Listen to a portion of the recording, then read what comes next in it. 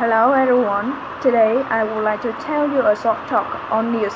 Number 1. First, the speaker announced that the Central Water Authority advised all residents that day to use lake water because there was very little water in the reservoir. Finally, he announced that rain wasn't expected for weeks. Number 2.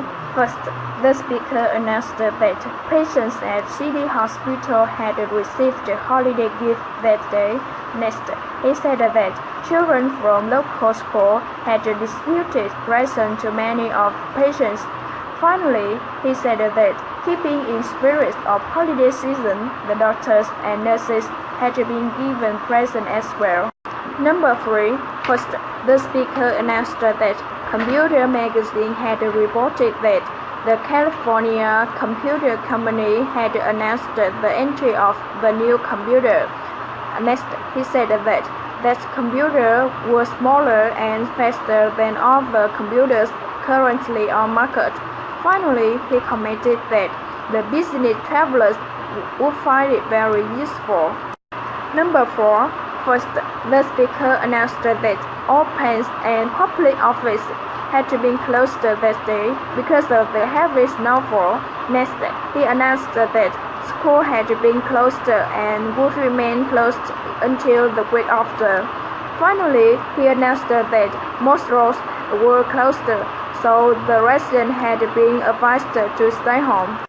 Number 5. First, the speaker announced that Malaysia and Canada had signed a cultural exchange agreement that day. Next, he said that the cultural minister of both countries had attended a concert after signing. Next, after that, he said that the countries would exchange artists, orchestras, and dance groups, but he commented that drama groups wasn't included in the cultural agreement. Finally, he hoped that a new trade agreement would follow. Number 6. First, the speaker announced that the president had left that week on 2-week tour of Asia. Next, he said that he would meet with the head of the states of 5 different countries, and he commented that this was the president's first foreign tour since he had taken office. Finally, he said that his wife were accompanying him on his trip. Number 7. First, the speaker announced that traffic had been stopped for more than 4 hours the day before because of an accident. Next, he said that a car had hit the bus on the State Street at about 5:35 p.m. and he commented that 3 bus passengers had been taken to the hospital. Finally, he said that police had closed 2 blocks of State Street until 5:35 and had directed traffic to Main Street. Number 8. First, the speaker announced that thousands of people had gone downtown the day before morning to see the annual National Day parade. He commented that the parade had been led by their newly elected mayor and her family. Next, he said that following the parade, the public had enjoyed the afternoon free concert in the city park. Finally, he commented that nice weather and great music had made it a pleasant day for all. Number 9. First, the speaker announced that an increase in the sales tax had been announced the day before, and he commented that the tax would go up from 5% to 7%. Next, he said that some store owners felt that would cause people buy fewer things. Finally, he reminded that the new sales tax would go into effect the month after. Number 10. First, the speaker announced that the new high-speed train service to the nation's capital had begun the day before.